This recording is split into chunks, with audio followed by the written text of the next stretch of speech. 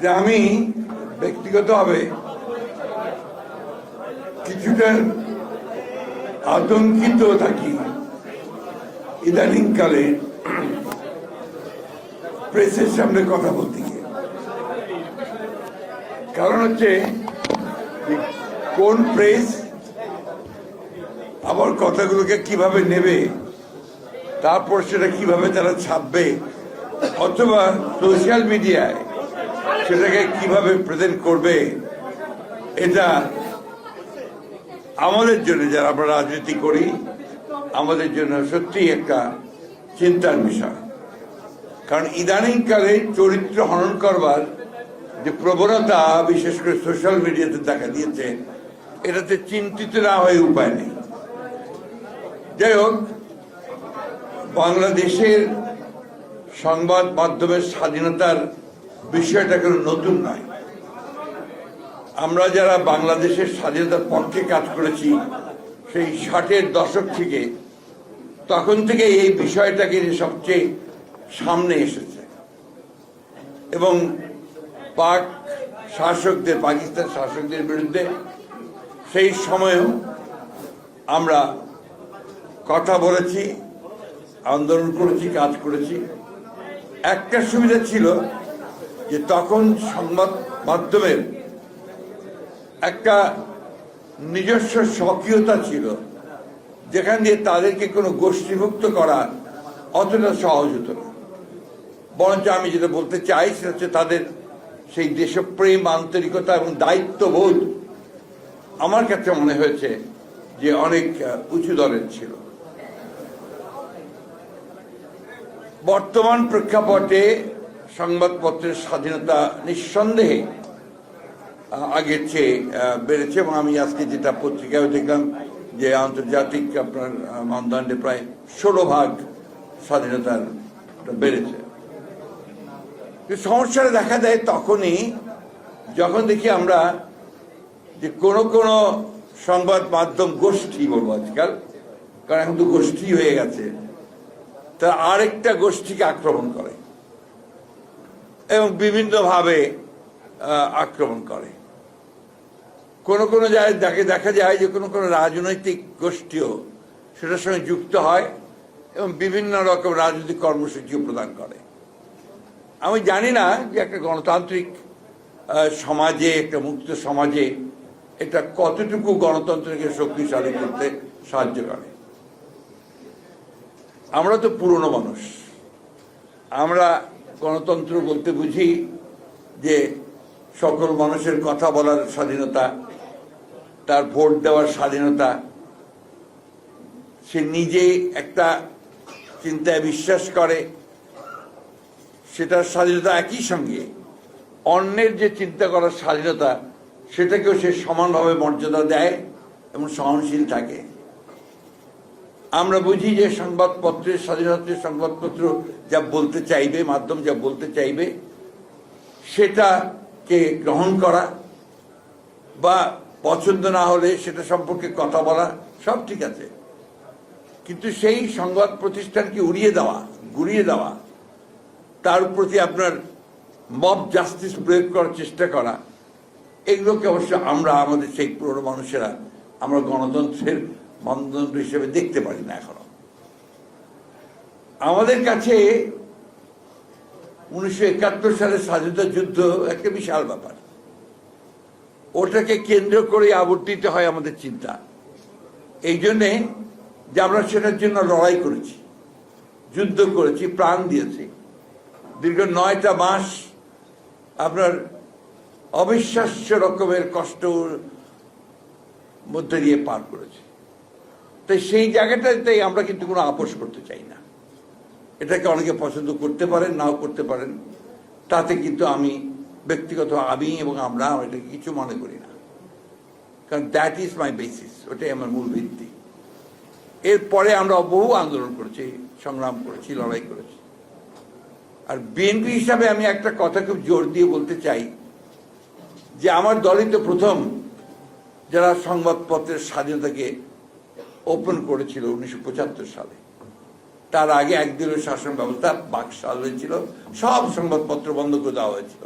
এই কথাটা কিন্তু কেউ আলোচনা করেননি আজকে। 4টি সংবাদপত্র ছাড়া সমস্ত রাজনৈতিক দলকে আপনার যেমন নিষিদ্ধ করা হয়েছিল, সংবাদপত্রগুলোকে নিষিদ্ধ করে দেওয়া হয়েছিল। বিএনপি প্রেসিডেন্ট জিয়াউর রহমান সাহেব যখন দায়িত্বে আসলেন, তিনি কিন্তু সংবাদ মাধ্যমগুলোকে চালু করেছেন, স্বাধীনতা দিয়েছেন। আমরা বলি না যে আমরা একেবারেই আপনার ধোয়া তুলসী পাতা, কিন্তু এই কথা নিঃসন্দেহে বলতে পারি যে আমরা নিঃসন্দেহে সংবাদপত্রের স্বাধীনতার জন্য অনেক বেশি কাজ করেছে। আজকের যে আকাশ আপনার মাধ্যম, এটা কিন্তু আমাদের দ্বারাই শুরু করা, এবং অনেকগুলো মিডিয়া আছে যেগুলো আমাদের সময় তৈরি করা।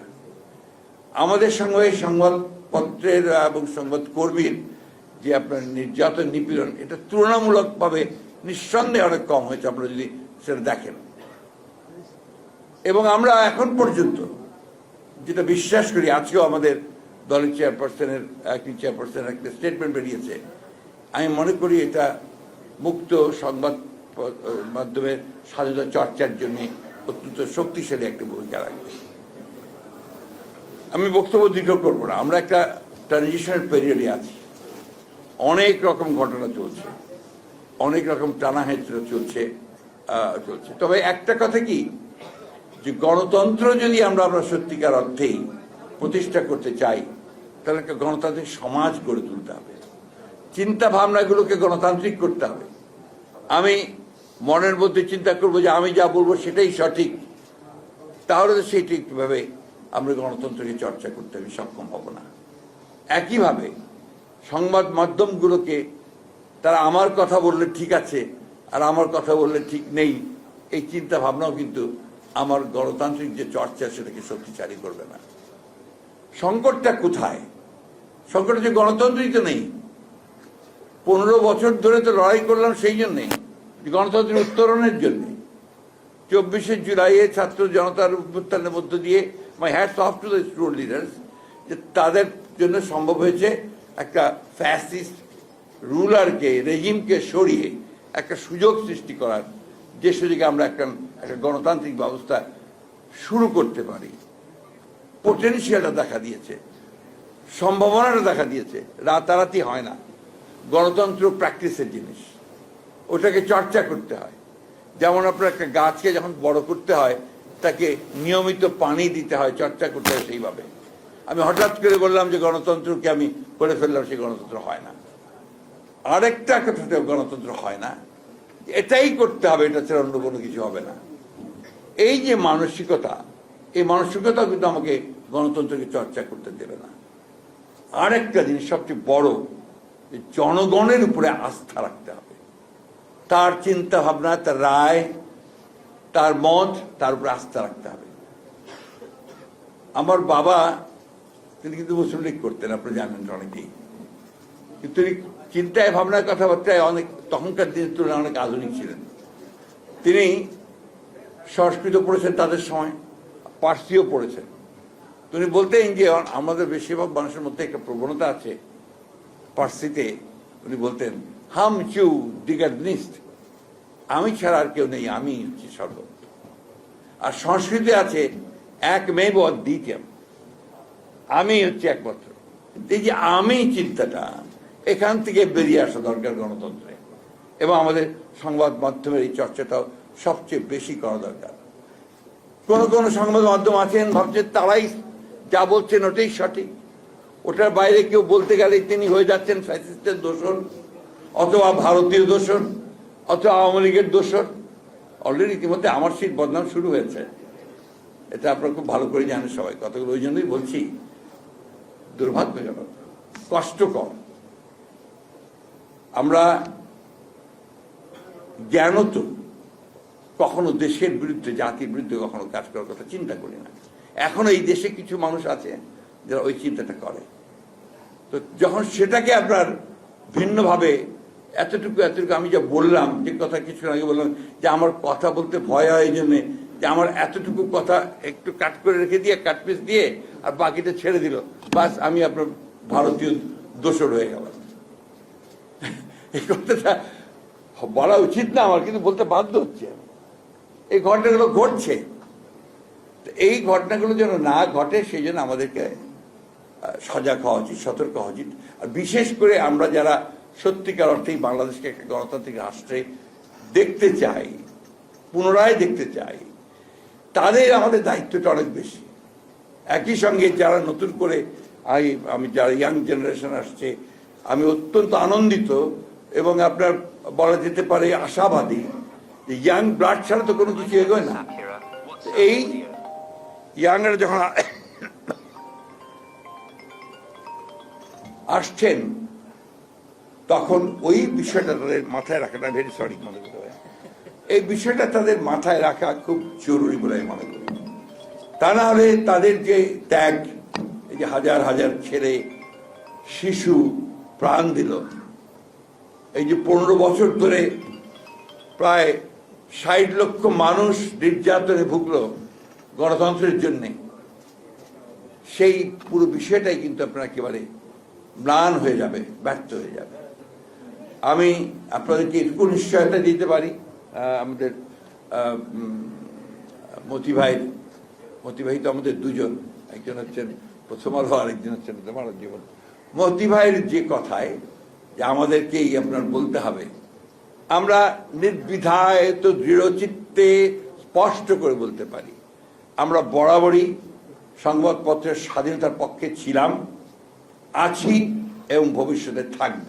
সে গভর্নমেন্টে থাকি আর না থাকি, যেখানেই থাকি, এই ব্যাপারে আপনাদেরকে আমরা নিশ্চয়তা দিতে পারি। এবং আপনাদের প্রতি অতীতে এই যে নির্যাতন হয়েছে, নিপীড়ন হয়েছে, আপনাদের আইন কানুনগুলোর যে পুরোপুরি ফ্যাসিবাদী চরিত্র দেওয়া হয়েছে, এগুলোর বিরুদ্ধে কিন্তু আমরা লড়াই করেছি, আমরা লড়াই করে চলেছি, এখনো করছি। এবং খুব স্পষ্ট ভাষায়, দৃঢ় ভাষায় আবার বলতে চাই, আমরা কখনোই অন্যায়ভাবে অন্যের মতকে চাপিয়ে দেওয়া যে ব্যাপারটা আছে, এটাকে আমরা সমর্থন করব না। আমরা আরেকজনের মতের স্বাধীনতাকে নিশ্চয়ই সেটাকে আমরা দৃঢ়ভাবে আমরা সেটাকে সমর্থন দেব। আমি তার সঙ্গে একদিন নাও করতে পারি, করি না হয়তো, কিন্তু সেটাকে আমি আপন করার চেষ্টা করব। এটাই আমাদের চিন্তা, এটাই আমাদের ভাবনা। একটা বিষয় আমি আপনাদেরকে নিশ্চয়তা দিতে পারি যে আমরা সংবাদপত্রের স্বাধীনতা, এটা আমাদের অন্যতম, আপনারা দেখেন 31 দফার মধ্যে এটা আমাদের আছে, 27 দফার মধ্যে ছিল, তারও আগে ছিল, 2016 ছিল সংস্কারের। আমাদের মধ্যে তো আপনার প্রচারণা চলা হয় যে আমরা কি সংস্কারের বিরুদ্ধে, প্রায় বলা হয় যে সংস্কার, আমরা নির্বাচন চাই।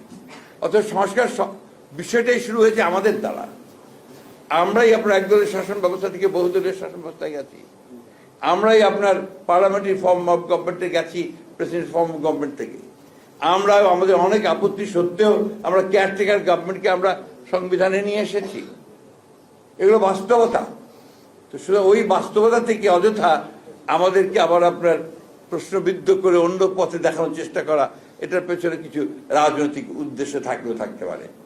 তবে আমরা আপনাকে নিশ্চিত করতে পারি যে আমরা সংবাদপত্রের স্বাধীনতায় বিশ্বাস করি, শুধু নয়, এটা আমাদের বিশ্বাস, আস্থা, এবং এটাকে আমরা যদি কখনো আমরা সুযোগ পাই সরকারিভাবে, সেখানেও আমরা এটাকে এস্টাবলিশ করব, না পেলে বিরোধী থাকলে সেখানেও আমরা সেটাকে এস্টাবলিশ করার জন্য আমরা লড়াই সংগ্রাম আমাদের চালিয়ে যাব। আমি আবারও সবাইকে ধন্যবাদ জানিয়ে আমার বক্তব্য শেষ করছি। আসসালামু আলাইকুম।